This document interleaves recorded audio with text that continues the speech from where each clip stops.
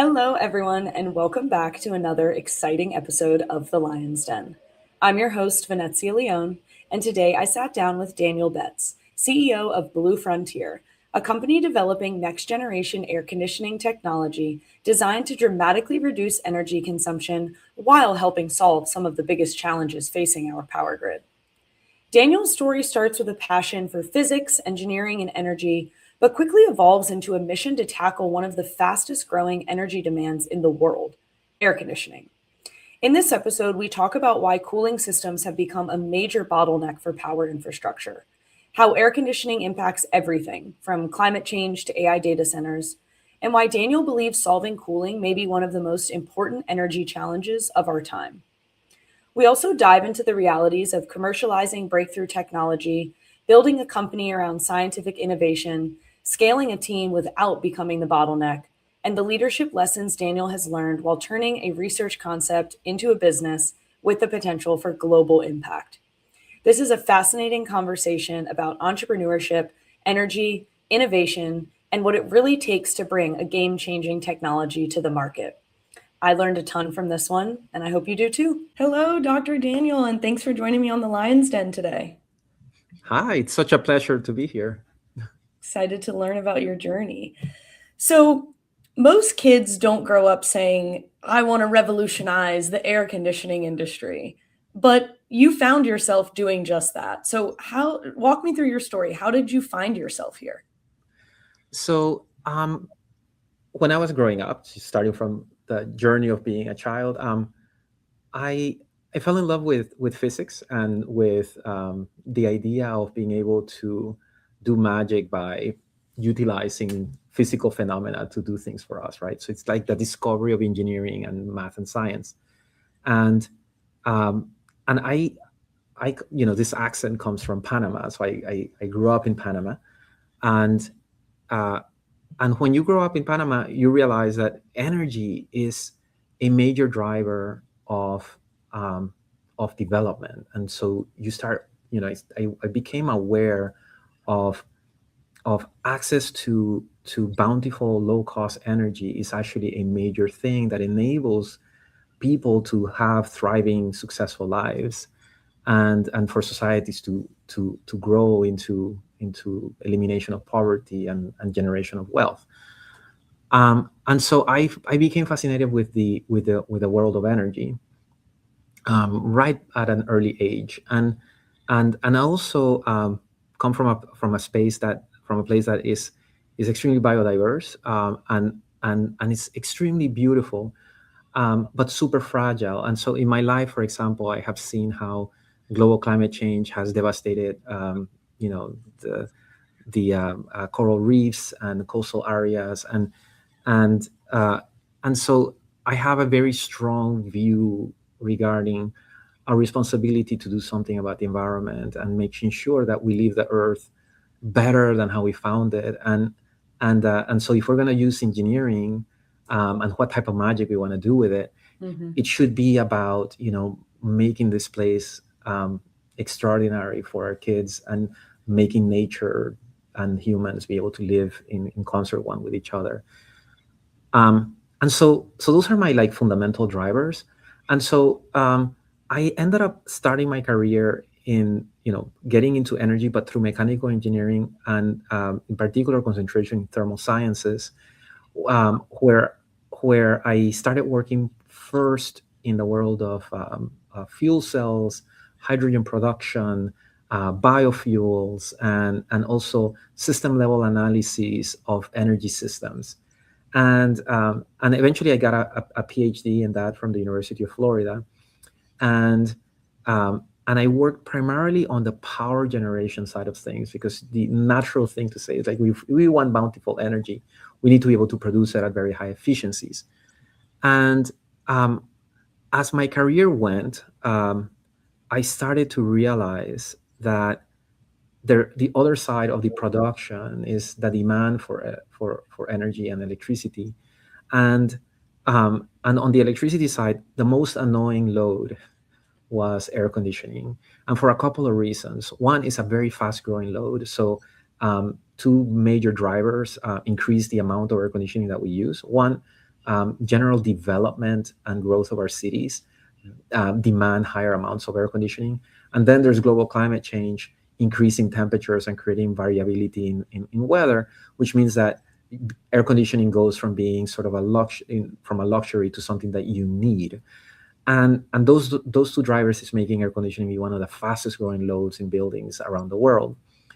Um, and and here I am trying to create power systems for it, but I'm chasing my tail because everything that I create cannot grow at the speed of the demand on the other side. Mm. And so I realized someone needs to do something about air conditioning, and that and that drove me into this search for an answer. And with as part of that, I started because of who I am and my career. Um, I was the president of a company here in Florida called Enerfuel, which was working on advanced battery fuel cell technologies for vehicle applications and also for grid level applications and also telecommunication. And in all of them, air conditioning is an annoying load.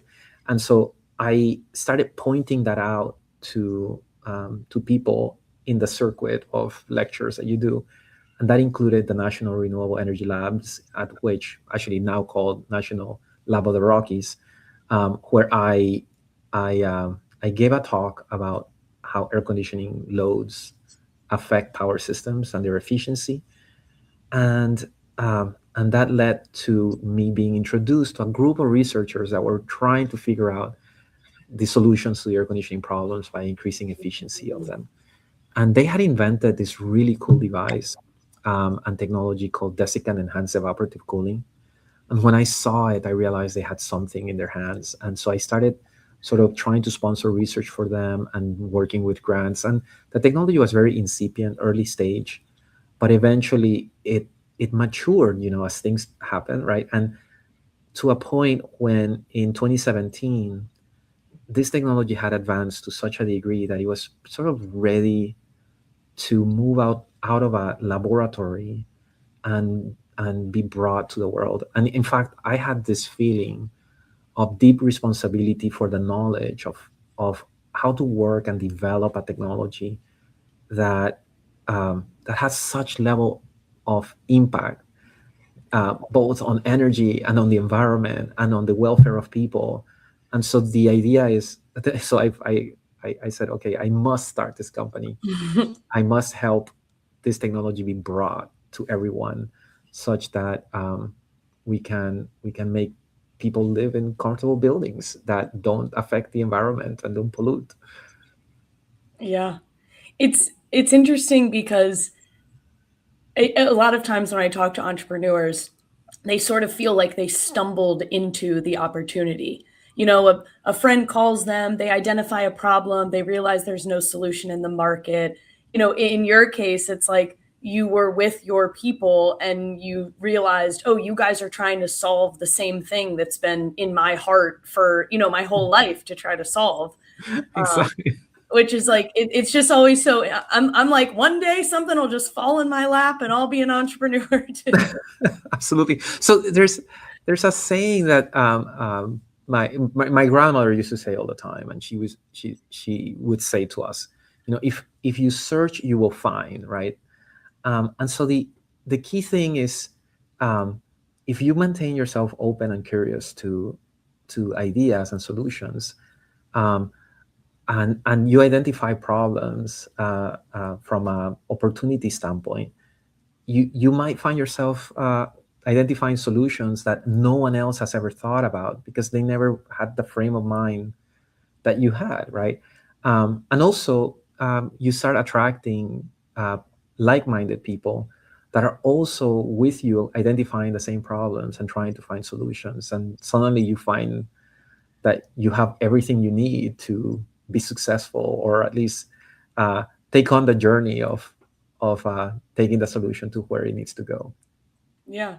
So in a sort of breakthrough product like this, I'm interested in the sort of difficulty that you've experienced between building the product. So I know you said, they developed it into something that was viable and was willing to sort of go to market.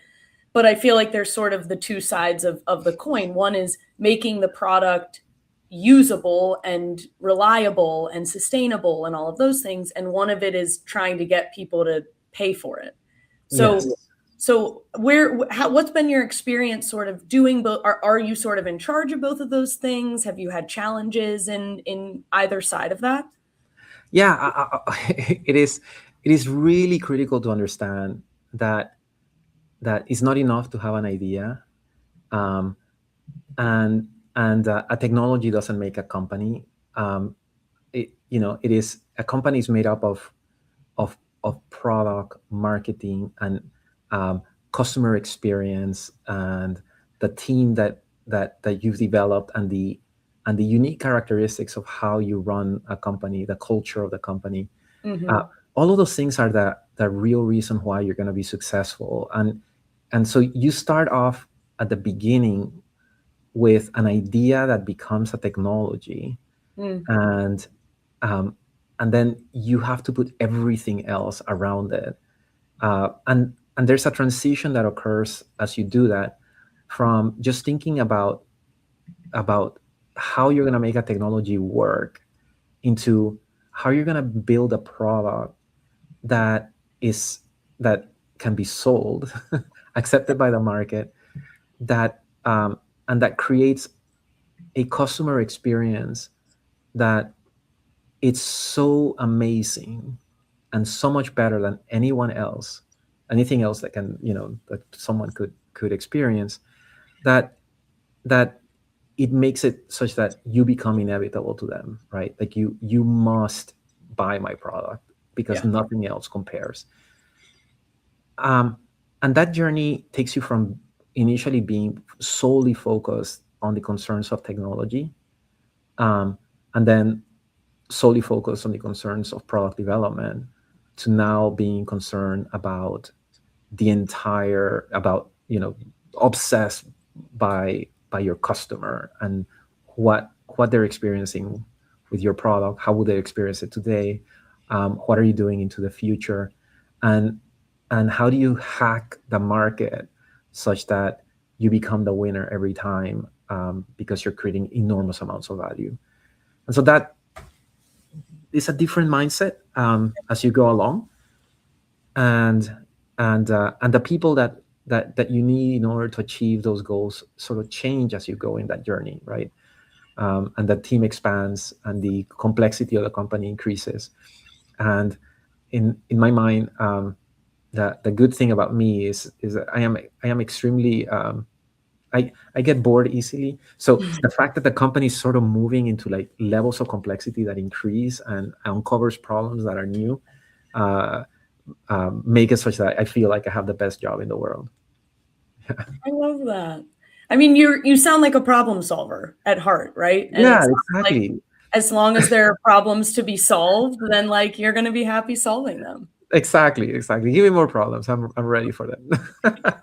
I've got a whole list. Yeah. Um, so one thing I'm interested in is sort of your leadership style evolving over time from, okay, I'm somebody who's trying to convince this group of technical, innovators to let me run this company, then into now I got to lead that product development like you were talking about. And then now you're at the stage where you're trying to scale, you're trying to, you know what I mean? Like you're moving into that market or you're in that market phase. Mhm. So I'm just sort of interested in maybe some leadership learnings or changes that you've had, and maybe even specifically to double click on how do you keep things moving when you're the one, like how do you not make yourself a bottleneck when you're the one who like understands everything the most, but you're at, the top of the chain. Yeah. The key thing is hire hire the right people and let them do their job. So you know it is critically important to realize that you don't know everything, and you cannot do everything. And so um, always hire someone that's better than you, and at the job that they need to do. I'll tell it to you Not in from. general. Yeah. So no, it's so, for example, I'll tell you how I learned this lesson, not in Blue Frontier, but Um, I had a band when I was younger, and we had a rock band, and I played a concert once in which there was a very famous jazz musician that I admire a lot in the public, and I was super excited about it. And after the concert, he came over to talk to me, and I was super, wow, he's talking to me, and he said, "Hey, you are the best guitarist in your band." And I said, "Oh, thank you, thank you, thank you." And he's like, "And you are by far the best singer in your band." It's like, "Oh, that's amazing, thank you." And you are the best drummer in your band. It's like, "Wow, that's great." It's like, "No, I'm not telling you something good, right? You need to be, if it's your band, everybody else is better than you. And then you just walk out there and you know it's going to be great and it's going to be better than you." And Mm. so the same thing happens here, right? So I have to put a band together in which the head of product development has to be a way better engineer than I am. Yeah. And he will surprise me with his creativity and capabilities and how he thinks about product. And it makes it very easy for me because all I have to do is to think about big picture things and put dots together that, because the other person is working so diligently on their own area of responsibility, they might miss. But that's a very easy job for me because I'm just an editor rather than an author of everything. And I think that's the key to management. Good management is hire the right people, give them the right job, and and don't manage them. Let them do their job. They'll surprise you with what they bring back to you. Um, and then the other big lesson in management of people is I had a lot of Russian friends, and one of them once told me, like, if you have a microscope, don't use it as a hammer. And so, you know, identify identify what people are really good at, and and make them do that thing that they're really good at, Mm. and don't expect them to be able to do the other thing, and don't judge them for doing the thing that they're not good at badly, because our unique capabilities are varied, and that's what makes a company amazing. Mm. um, if you have people in the wrong position, in the wrong place, it's not that they're not amazing people, it's just that you've probably asked them to do something that is not their forte, right? And so um, that's part of the trick of identifying, like, how to put a team together and make them work together in a way that is most successful. And then lastly, I have learned that company culture um, is is essential. And you lay that out right at the beginning, at the foundation of the company, and then you tweak it as you go along, as the company increases in complexity, as you need to improve the way that you create rituals and processes within the company to make sure that um, there is a mindset as soon as someone walks into the door of what is expected of them in terms of their relationship with the work that they're doing with the customer, and the other people that work together with them. And if a culture is working within your company, and you have placed the correct rituals, processes internal to the company, you will find that people do the right thing um, all by themselves, rather um, than being lost in how to do the right thing within the company. And that reduces the management burden on the company. And again, it starts surprising you, the things that people are able to do and how they do them, and how teams are organized um, in super effective ways. And all you had to do was just sort of like set up the structure of ideas that enable that to happen. And so those are the biggest lessons I've had as I manage a company. Yeah. I really like the band one. Like I'm gonna steal that and tell a bunch of people about it. Um, That's because fun. I just think, and then when you talked about the building that culture from the ground up, like one of the things that I've sort of learned in my career is like you should be able to describe your company's culture in very few words. or Hmm. in one sense. Yes, And I think if you have that guiding principle, like everyone, to your point, is aligned on like, okay, this small thing doesn't matter because we're all focused on this larger project, or this larger focus. And I think to your point, it then motivates people. Like it's almost like giving them the freedom allows them to make the right decision. absolutely, Um, absolutely. so I really that yeah, that makes a lot of sense. So one of the things we have to talk about is AI. Uh-huh. I'm contractually obligated. No, I'm just kidding, but it always is relevant. So one of the things I'm interested in is like how air conditioning and cooling is so important in our AI data center like boom that we're moving into and toward and out of. So when people hear about AI infrastructure, I feel like, it's typically chips, power plants, data centers. Why should they be thinking about air conditioning? So, two huge reasons. One is obvious. AI chips produce heat. So they're basically resistors. So you take electricity and they create compute, but they transform the entire power of that electricity that goes in into heat. And so that heat needs to be dissipated. They consume an enormous amount of energy. If you don't dissipate that heat, you will fry the system. And so they need cooling. And so cooling of data centers is a major part of the air conditioning infrastructure, but it also consumes an enormous amount of power that steals that power from the energy that the data center could have been using to actually create computational value. And so you're looking at around 40% of the energy associated with data centers is cooling it. And and also a large percentage of the water consumption of data centers is associated with cooling it. And so um, that reduces it reduces the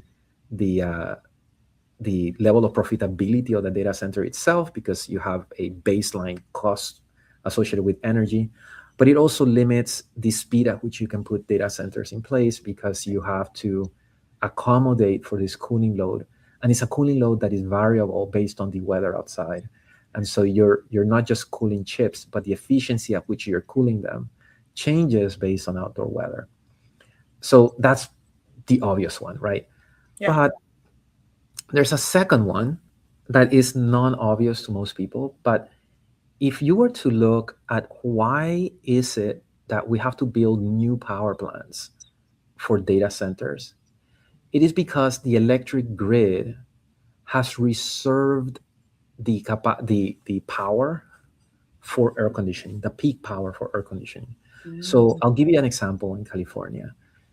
California in 2025 had a peak electricity consumption of around 50 gigawatts. That's in the what is called the Cal ISO territory, which is the California grid. Um, 50 gigawatts occurred for around an hour in the entire year. Um, that was created by air conditioning. If you grab the 500 top hours of peak load in California, 97% of them occurred during the summer and are associated with electricity consumption for air conditioning. Hmm. And if you look at how much of the California grid is completely dedicated to the peak load of air conditioning, that's around 40% of all the equipment, all the power plants, all the batteries are there, sized the way they are, just for the purpose of powering air conditioning.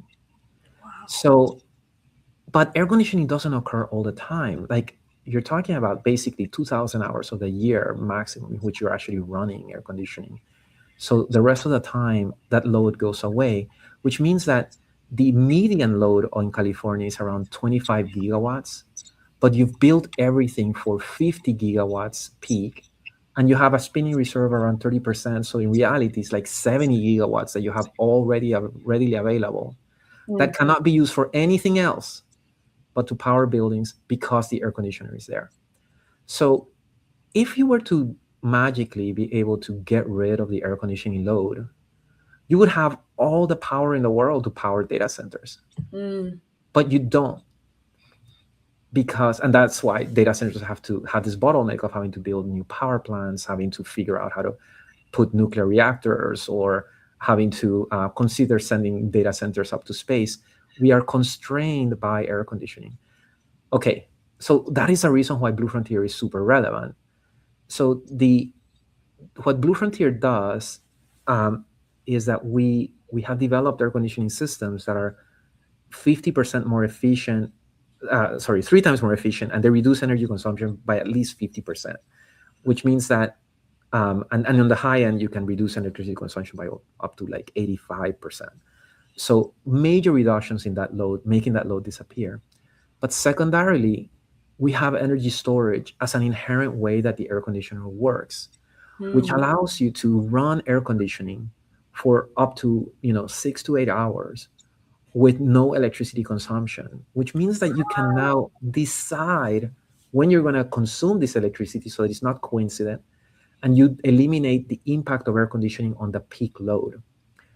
And so we've done studies of like different levels of market penetration of our units in, for example, California, New York, etc. And what ends up happening, for example, in California, a initial market penetration of our technology starts creating large amounts of new load capabilities that are just there, stranded for air conditioning originally, available for other things. And if you get up to like 70% market penetration of our technology in California, you unlock around 10 gigawatts of peak electricity demand. You've eliminated it permanently, making it such that now you can bring in 10 gigawatts of data centers and just put it on the grid without having to build any new power plants, Wow. and not new. You don't have to put new transmission lines. You don't have to put anything new, because now that peak load has been eliminated. There's another interesting effect from that. So the reason the price of electricity is so high is because you you have to put an infrastructure for that air conditioner. So let's say 40% of the grid is there, but it's underutilized. It's utilized only those 200 hours, 2000 hours of the year. The rest of the time it's not utilized, but you're still paying for it, right? It's just there, Mm. not using any value. That's called asset utilization. So the asset utilization of the grid is actually relatively low. And so that reads in the cost of electricity for everyone.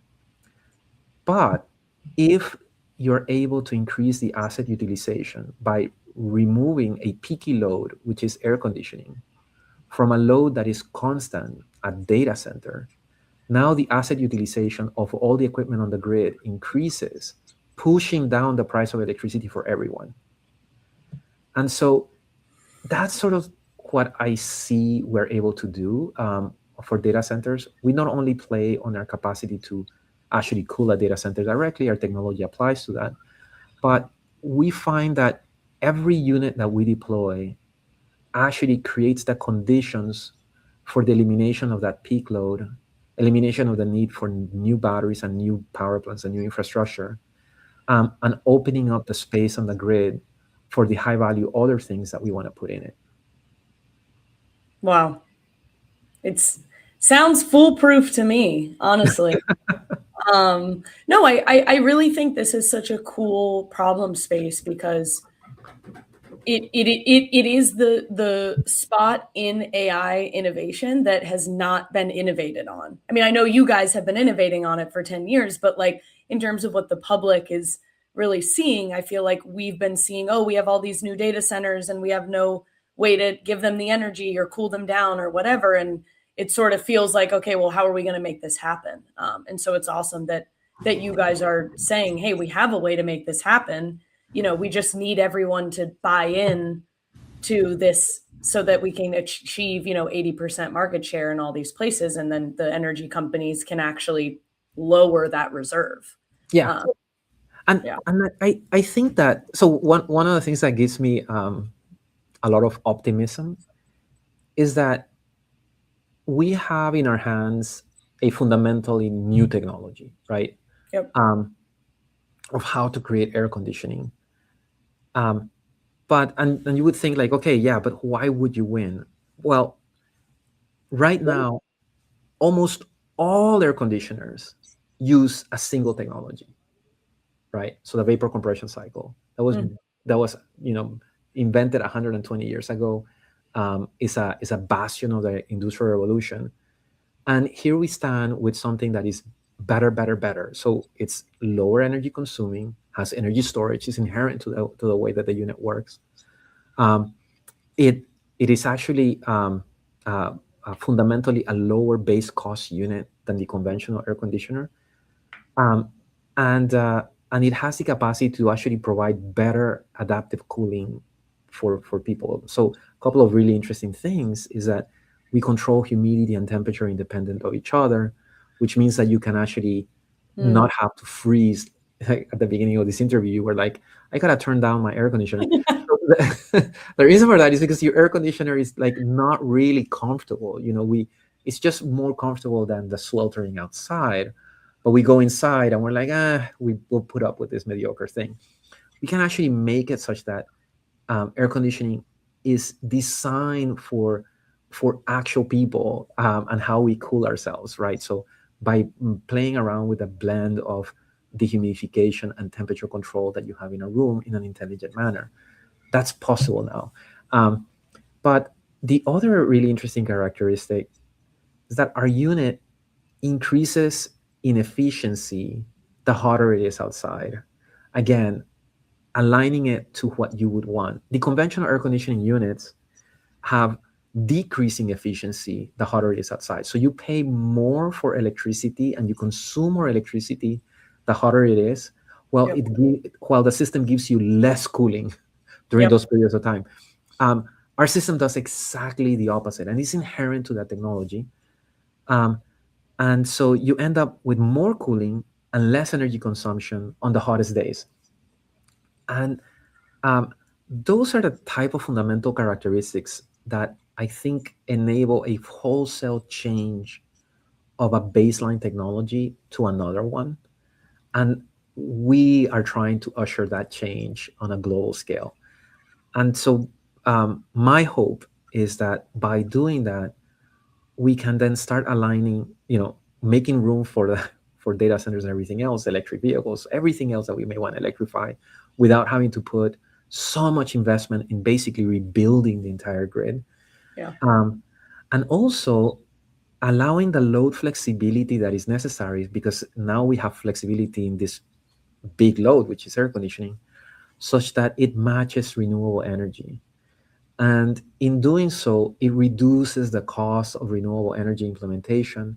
You need Yep. less batteries. Um, and in doing so, we're reducing the cost of energy, but we're also reducing the carbon impact that our consumption of energy has on the environment, sort of bringing everything together into something that is, you know, fundamentally better in every way.